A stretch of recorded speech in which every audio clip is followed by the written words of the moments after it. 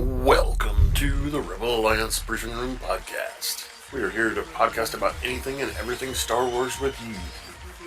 Please visit our website where you can play current and past episodes. That's https://RABR KyleJohansson.us. That's RABR dot KAILEJOHANSEN .us. On the left-hand side is a navigation menu. You can use this to learn how to load the Rebel Alliance Briefing Room podcast on your Android or Apple phone and tablet. And we have direct links to our podcast on Apple and Google Podcasts. Please participate by connecting to our social media, answering questions of the week, or submitting feedback directly from the site. Again, all of these are available at the Rebel Alliance Briefing Room website at RABR.KAILEJOHANSEN.us. And now, it's time to talk Star Wars. I am Kyle John Johansson, and this is Andrew Scott Sutton. Say hello. Hello. Today again, Scott's not going to be with us. He's pulling a lot of extra hours at work, and all those hours you need more sleep. So he's either working or sleeping right now, and he sent us some feedback of his own on this episode, and we'll read it later on. But today we're going to go through the episode ourselves, and that's that. Let's do this.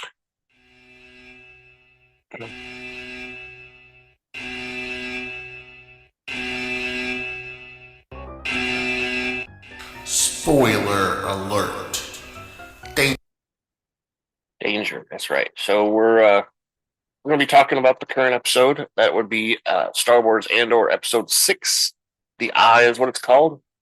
And I don't know if you guys realized when you watched it, or remember when we talked about it in a news article in the past, that the effects that happen during the Eye is basically there's a moon or something that's crossing the path of the planet, and it has rings with debris in the rings, and so the gases and the debris in the rings cause this effect to happen once a year, and they have this temple that they celebrate it and everything like that. So anyway, that's the event that's happening locally. But today is a pretty exciting episode. Today's episode, from what Scott said on his feedback, he enjoyed it quite a bit because it was more back to the Star Wars that he was looking for. So, being that said, we're going to get into just a news article. It's time for the news. All right. So, you guys remember, I think it was in the previous episode, not necessarily this one, the Arvel Skeen guy, the big guy, had a couple tattoos that Andor talked about. And they were brief and very little descriptions given, but, we got the idea that Andor recognized what they were and possibly had run-ins with or been a part of some of those groups. So he had a tattoo on his chest that had like a C, and it was called the Crate Head tattoo. And that tattoo is an important relic of Tusken Raiders. Whenever they conquer one of those crate dragons, they always display it, and you remember seeing it in the Boba Fett show where they had the crate dragon on top of one of their sand crawlers. And the crate dragon is one of the most dangerous animals on Tatooine, and the barcode could identify Skeen as one of the thousands of prisoners or slaves likely on Tatooine, referenced by the BioWare game that was part of the expanded universe, Knights of the Old Republic. Um, and they just kind of brought that into canon now. That the slaves and prisoners are tattooed with a crate dragon tattoo. So that means our guy's been in prison or was forced to work, either or, probably the same. And the one on his arm, to me, it looks like a body or something, but no, it was called the by the hand, um, and that tattoo by the hand is connected to the hand of Thrawn. It's also connected to Palpatine. Palpatine had a group of what he called right hand people, and they referred to themselves as by the hand of Palpatine. And they would do stuff. He would call upon them at any time to do stuff for him. Usually wasn't very pleasant stuff. But when Palpatine is supposedly killed at the end of Return of the Jedi, Admiral Thrawn takes it over, and it's called by the hand of Thrawn. And they basically had all kinds of threats throughout the Empire. They built a lot of cages, which implied fishy things. And again, the group was heavily featured in the several of the series of books written by Timothy Zahn around Vice Admiral Thrawn. And they they were used to fight off threats and stuff, and it wasn't necessarily threats that were good for the people per se. It was more of threats to what the Empire used to be, or what it was, or maybe the Empire that was trying to be built. Because we know that the First Order eventually comes out of, with Kylo Ren and all that stuff comes out, several years later, about 30 years later. So that is basically the only news article we got. Hope that helps. The news. Close that. All right, so that'll get us into the episode discussion here, which means more spoilers. So if you guys aren't into spoilers, don't know why you're listening to our podcast, because we will spoil the latest episode for you every time. That's right. So our episode starts off on Aldani. Cassian is talking with Nimic, and he's anxious about the mission. He can't sleep. He's having troubles, and he's worried that if he can't sleep, he's not going to be up to the task and everything. And that's where Andor kind of tells him, hey, when the time comes, you won't need to worry about sleep. It'll just kick in. And they talk about it, and Nimic talks, of course, more about his idealism and his manifesto and all that stuff, and such. I believe he says something about that he wrote about Clem in his manifesto, not necessarily Clem himself, but what Clem seems to represent, and how mercenaries are a necessary part of either side. And then we see we're still on the planet. We see the Imperial Commandant J-Hole Bahiz, and he's briefing officers. He's the guy in charge of the base that we're gonna attack here later. and he's talking about how he's manipulated the Hani people to giving by giving them false choices. He talks about how he how they set up shops and beer halls, giving out cheap beer and cheap foods and restaurants and stuff along the way that would distract the Dahani from their trek to the Eye every year. So they can kind of wean them off of coming out and forget about the.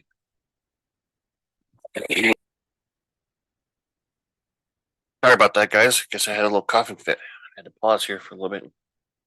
Hopefully, I got most of that out. So anyway, they were talking about how they were manipulating the Dahani into less and less people coming to observe the Eye in that specific area, in that valley. Because the Empire wants to expand their base, and that basically means they're going to have to tear down that temple that they use with with the fire and all that stuff and everything to expand out further.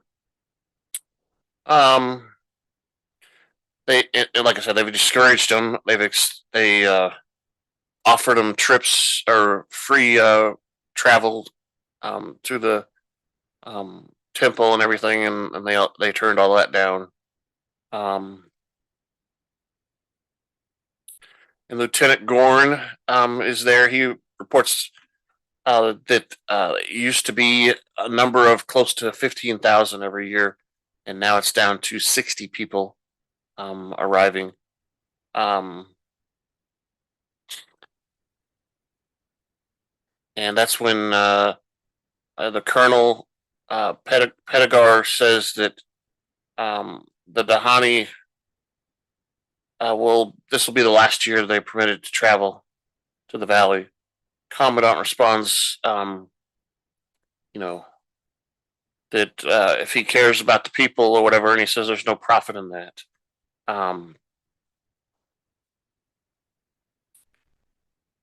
When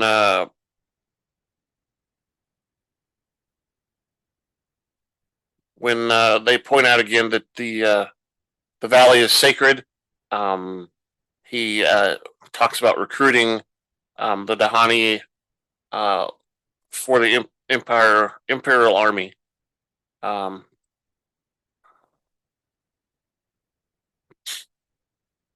And Pedigar asks Gorn if the locals will be able to use the valley at all. And Gorn says, well, they really won't have a choice, will they? And they sit there observing the festivities, the people coming up, all the goings on. And then we see a little scene between Gorn and Behaz where they're, he's talking about how it's a great effort for him to entertain the engineer.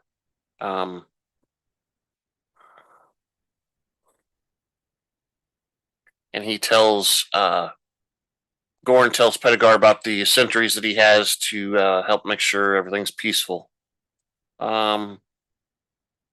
And then we go back and we see Timuron attempting to contact Val on a radio, and he says Echo 1, Echo 1, Echo 1 quite a bit, and they call it a battle radio. And they said that Nimic tempered with the radio, allowing it to work even after they disable the radio at the Empire base. This will still work.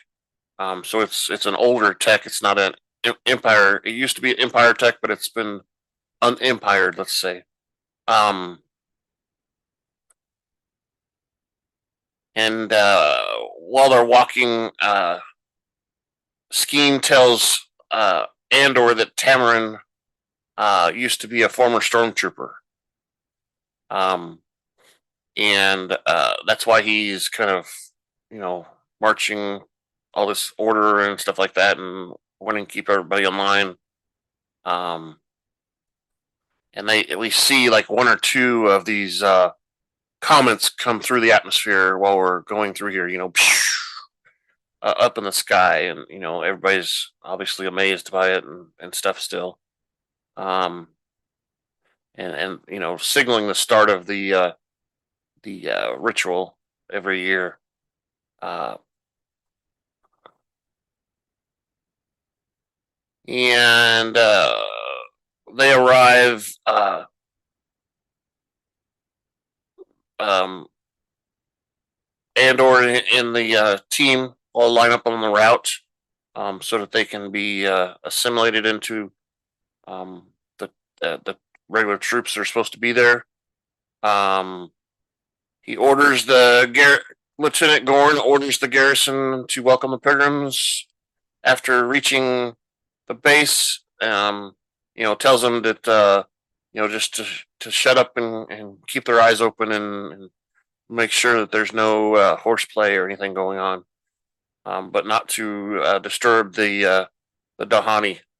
Um, and he asks Andor and his rebels to at the top of the path at the temple to wait there for um, the commandant to return back to the base, and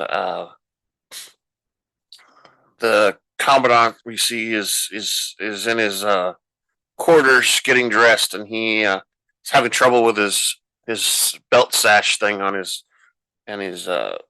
outfit, and he tells his wife that it might have been compressed too much. They probably had it in some sort of you know uh, air compressed bag or whatever like that for storage. And he says it's compressed too much; it doesn't fit anymore. And his wife quips that it might just be that he has expanded instead. And he tells his son that his son needs to wear the imperial tunic because they're going to be part of an imperial ceremony, and he needs to dress the part. Uh, we see the leader of the pilgrims addresses Gorn, and we see Gorn assigns several um, to stay again, and we see Val and Cinta have their diving gear on, and they're waiting for um, a moment when they can get in the water and run through the river to the base.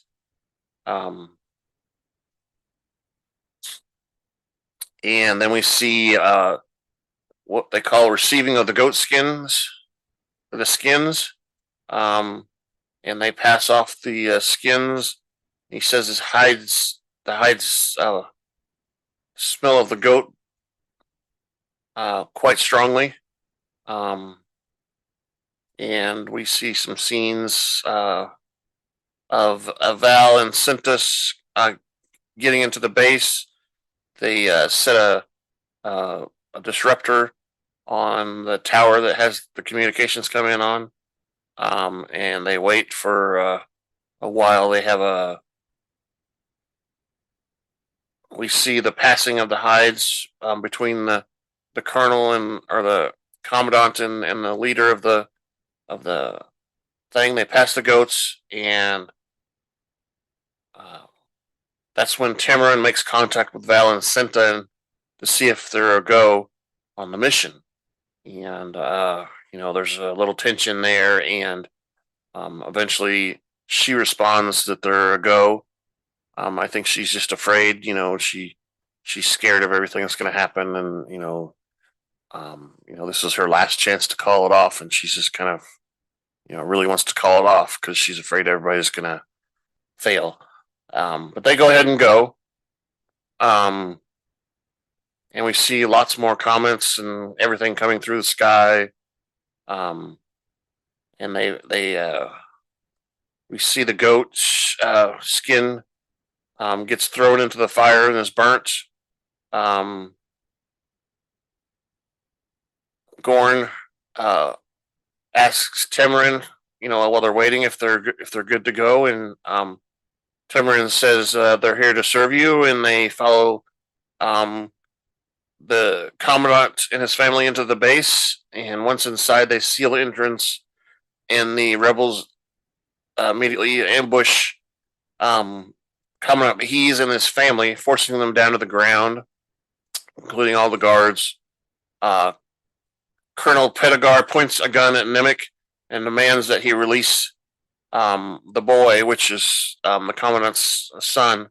And Andor tries to calm the situation down, but Sintus and Val drop into uh, the area they're at, and Sintus shoots Pedagar's gun out of his hand before he can get off a shot. Gorn tells the soldiers that everything's okay. They might have heard a noise or something, and that his men can rest for the night. The pilgrims light a fire and mark the celebration, and there's dancing and singing going on. Val demands the commandant unlock the vault, but he claims he doesn't know how or doesn't have the power to do that. And Sintus and Val place hoods on his wife and son and tell him to cooperate and allow and he allows them to enter. They get into the vault area and disarm all the guards and technicians and such, and they disable the communications except for one for the Alkinzi base, which would have thrown a red flag, and they would have launched TIE fighters immediately. The Imperials are all gagged up, so they can't talk. In the command room, Valen tells him to cooperate or kill his family. She promises to spare them if they cooperate, which is kind of foreign to the Imperials because they would have just killed everybody in the end anyway, and that's what they think is going to happen anyway. And then we see a scene where Officer Kamenzi, who is in the communications tower on top of the dam, notices they're down. Another soldier believes the eye is interfering with communications. And Tamarin and the rebels proceed deeper into the base with Behes as captive, of course.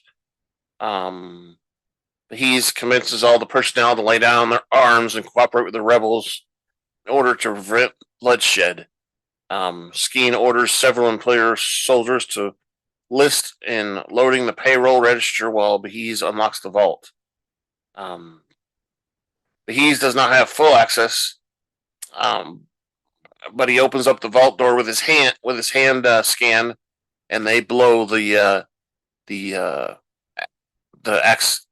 locking mechanisms on the whatever's holding those credits. And you can see in there the credits. The room there's like thousands of those big things, and we find out later on in the episode that they end up stealing about 80 million credits. And I wonder if the 80 is each one of those things is a million credits. One of those big bar things is a million credits. So we can assume that that room held hundreds of millions of credits from the forces. And they begin loading, and people are falling, and all of a sudden some forces come down. Probably Kamenzi and those guys were alerted, and he comes down to check because he overhears calm chatter between our rebels and his comrades up in the control room where the communications and stuff are. Um, they get it all, start to load it up on this freighter. Sintus dons an Imperial officer uniform while the intercom receives transmission about a breach in the vault. Um, Sintus switches off the transmitter and the lights. Outside, the pilgrims sing and worship in Dahani. Worshippers lift a dome over a pyre while watching comets fly through the sky. Suspicious about the base lights and transmitter shutting down, Kamenzi and several Imperial soldiers go down a flight of stairs toward the vault. And then we see Behees notices that Gorn has come down also, and he is working with the rebels and calls Gorn a traitor. And Gorn replies that for working 7 years for him, he deserves worse than being called a traitor, and to be hanged for it. We see the TIE fighter pilots getting into their TIE fighters. Takes a while to load those and get them going, get them hooked up, and get them running. So they've got some more time. And we see Kamenzi and his men come down into the vault through the same back way that Gorn came through, and they begin shooting. And Kamenzi gets shot. Several other people get shot. Gun battle breaks, and there's lots of pew pew pew pew pew as they continue to load. Many of the soldiers get shot, and our team gets pinned down pretty good. We see a soldier is shot by Nimic. Tamina attempts to reach out to Vel, but is killed with a blaster bolt on the way. Once Nimic and Skeen have boarded the freighter, Andor flies the freighter through the launch tunnel, which that's a pretty interesting tunnel. I guess we're underground, so we've got to get back out and up into the air. And during the ascent, when Andor, hits the engines hard, most of the crew is thrown back, and Nimic is thrown back between some of the carrying devices that they had the credits on, and one of the other engine thrusts throw him against and in between those two things, and he gets crushed a little bit. You can visibly hear and see that. I mean, he's hit pretty hard. Probably breaking his back. He complains that he can't feel his legs anymore. Skeen and Val manage to free him, but his leg is crushed.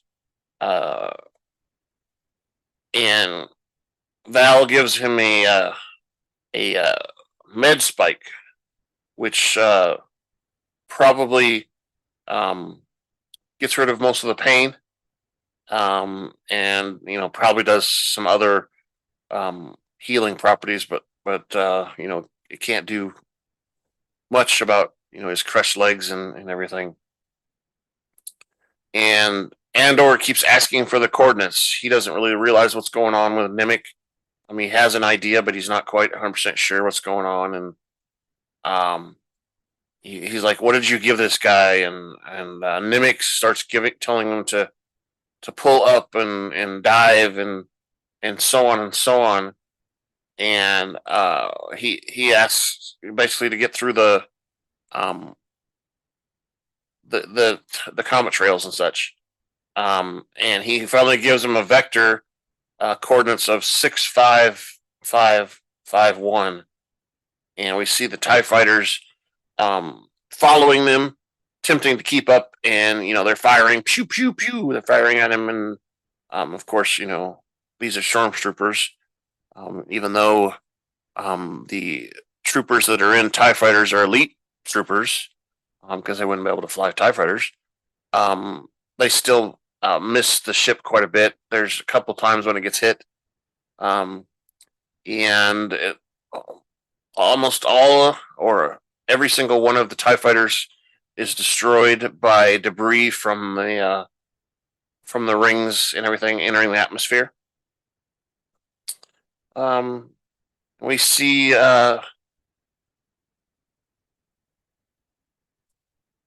five on the ground. We see Cintas disguised exiting the base and walking past the pilgrims, who are all mesmerized by the display up in the sky. We get a few seconds of looking at that, and we obviously see all kinds of colors. It looks almost like the Matrix, but in color, just streaming across the sky. It's an amazing sight, and I'm sure it would be if it was something real or whatever. That's be something to see, and we could see why a society might worship something like that, because that's a pretty awesome kind of sight. Val asks, Andor asks where they're headed, and Val asks about Nemik's well-being, and promoting Skeen to ask if she is disappointed. And Andor asks again, where are we headed? And Val is not quite sure, because Nemik is dying, and she thinks that he needs to go to a doctor. And Skeen, she doesn't think it's worth it. She thinks it's the mission is he's going to die no matter what. So we might as well continue on with the mission and so on. And Skeen tells Andor that they need to go to this doctor. He was built into the contingency plan, in case they needed to. They go to this doctor to get Nemik all patched up. Later, we see Quapa performing surgery, giving shots and performing surgery on Nemik.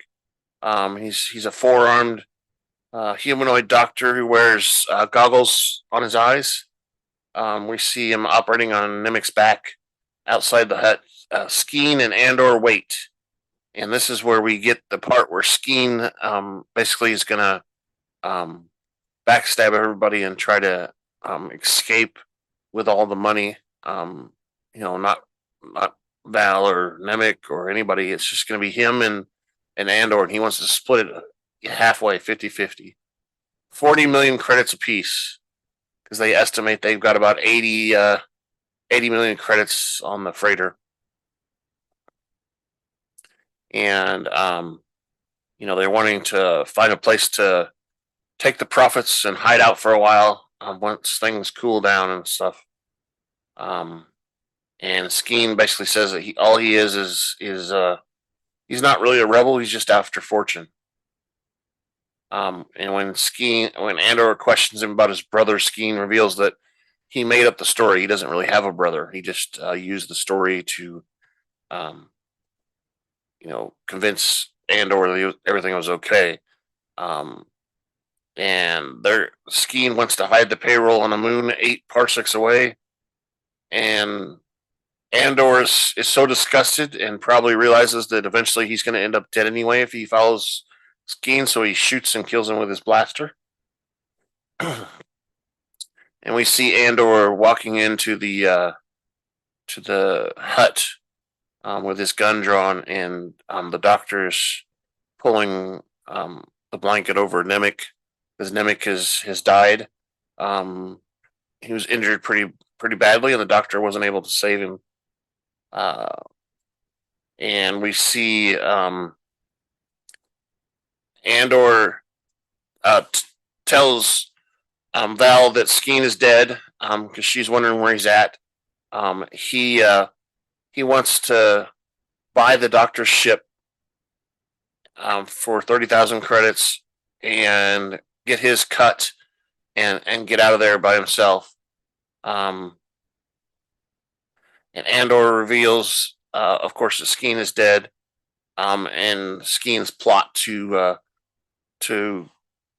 double swap them all.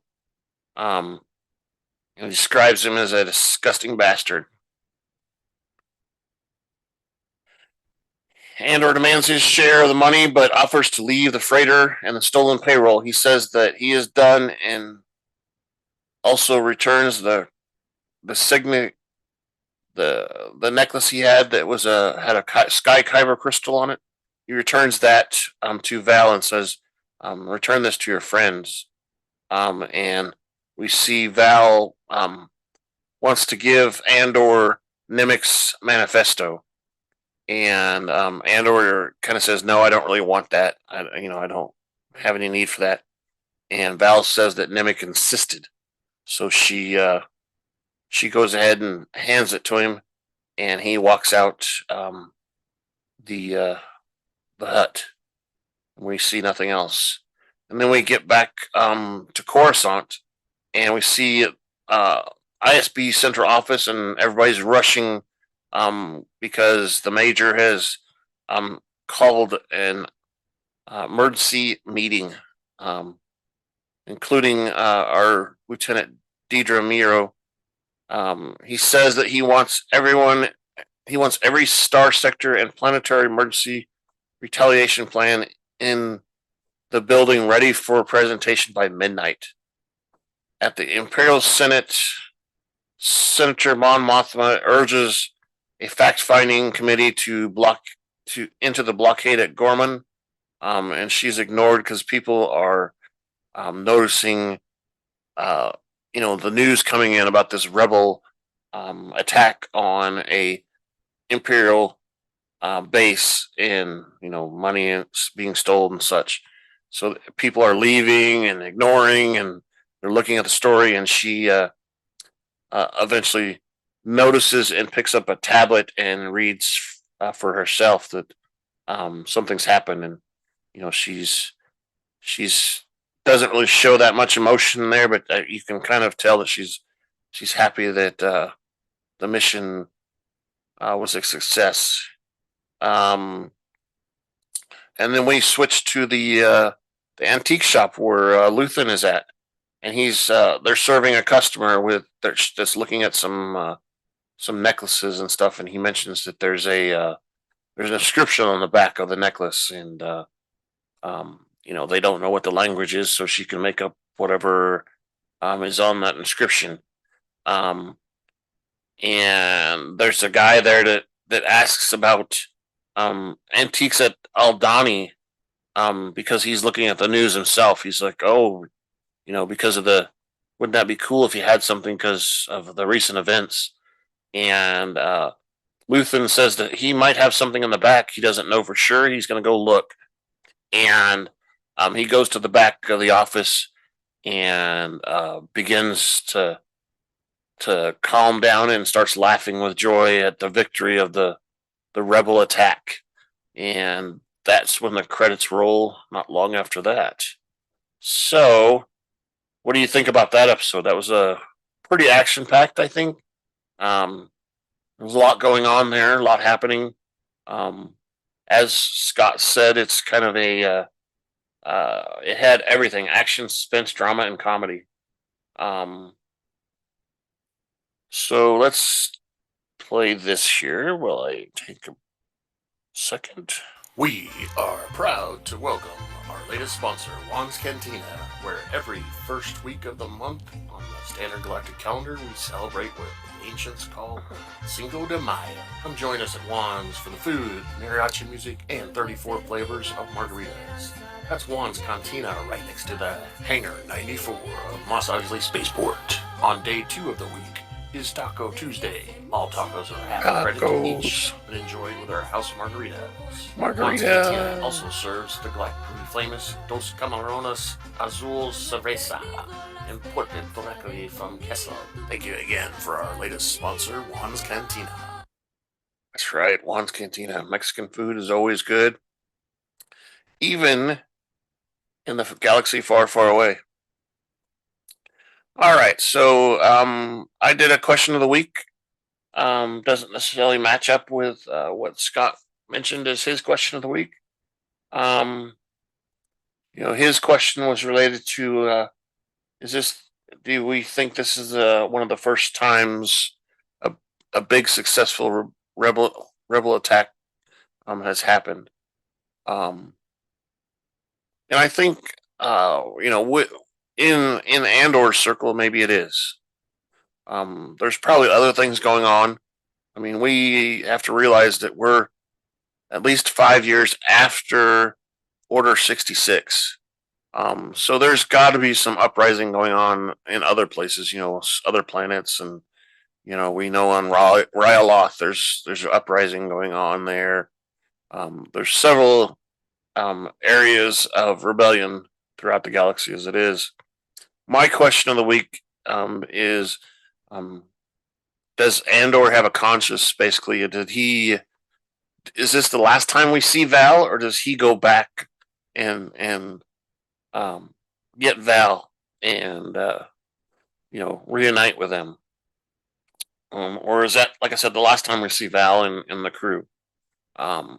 We'd like to hear your thoughts and opinions about all that. Um, we have our feedback. Feedback at KyleJohansson.us. That's feedback, KaileJohansen.us.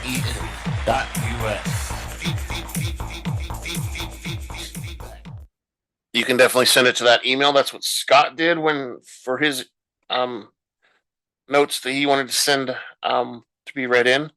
You can go send it to that email, feedback at KyleJohansson.us. We have 3 or 4 other ways you can also send it in. We have a link on the left-hand side of the website that says feedback, of course, and you get a form there you can fill out. We ask what your name is so we can identify and tell who is asking what, and then a spot to put in as much feedback as you want about the episode or anything we've said on the podcast. You can do that, submit it. It comes to us through Google Forms. We don't collect any IPs or anything like that through this form. It's totally anonymous. Go ahead and do that. And also, we have on the left-hand side again, we have questions of the week, which, our question this week again is, does Andor go back for Val? And when you answer that question, submit what your vote is. Down below, there's a spot for comments to kind of explain why you answered what you answered, or any more anything else you want to say about the question itself or the what it implies. And also, of course, eventually we'll get this up on YouTube. And on YouTube, there is comments under each video that you can fill out for us to. Any of those areas you comment in will be read onto the podcast next time. Which let's just get into some of those locations. You can go. Of course, we are on social media. We're on Twitter mostly, and you can go there. We have feedback.rabr.KyleJohansson.us, social, and so on. And you'll see all those on our website. Let's get into Scott's feedback. He says, now this episode is worthy of the Star Wars franchise. It had everything: action, suspense, drama, and comedy. And he's laughing emojis, crying emojis.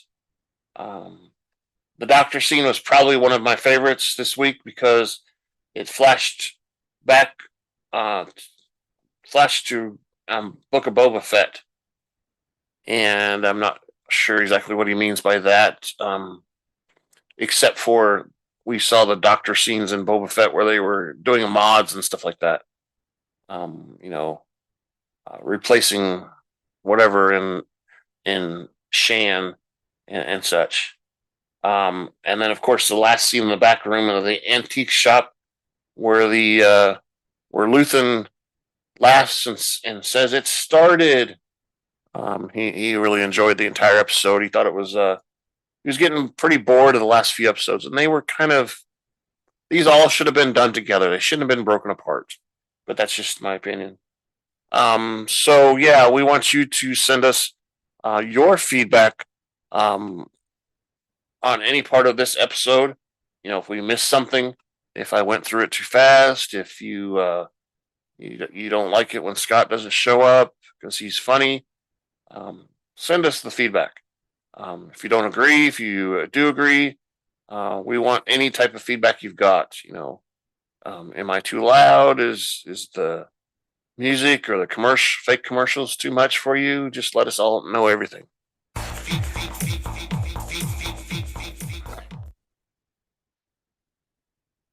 And that wraps that up. So that's basically our entire show. Um, sorry this one is so short. Hopefully I can get all these pieces together. When I had a coughing fit earlier. We do appreciate you, and we'd like you to visit us as much as possible. And of course, we're looking forward to your feedback. Thank you for listening to the Rebel Alliance Briefing Room podcast. Please visit our website where you can play current and past episodes. That's https://RABR KyleJohansson.us. That's RABR.KyleJohansson.us. On the left-hand side is a navigation menu. You can use this to learn how to load the Rebel Alliance Briefing Room podcast on your Android or Apple phone and tablet. And we have direct links to our podcast on Apple and Google Podcasts. Please participate by connecting to our social media, answering questions of the week, or submitting feedback directly from the site. Again, all of these are available at the Rebel Alliance Briefing Room website at RABR.KyleJohansson.us. This podcast in no way is approved, sponsored, or owned by Lucasfilms Ltd., Disney, Disney Plus, or any of its subsidiaries. All opinions are solely owned by Kyle and or Scott, and in no way express the views or opinions of their past or present employers. Views and opinions are not supported or restricted by Lucasfilms Ltd., Disney, Disney Plus, or any of its subsidiaries. Any rebroadcast, reproduction, or other use of this podcast and its affiliate sites without consent of Super Duper Podcast Network and its host is prohibited.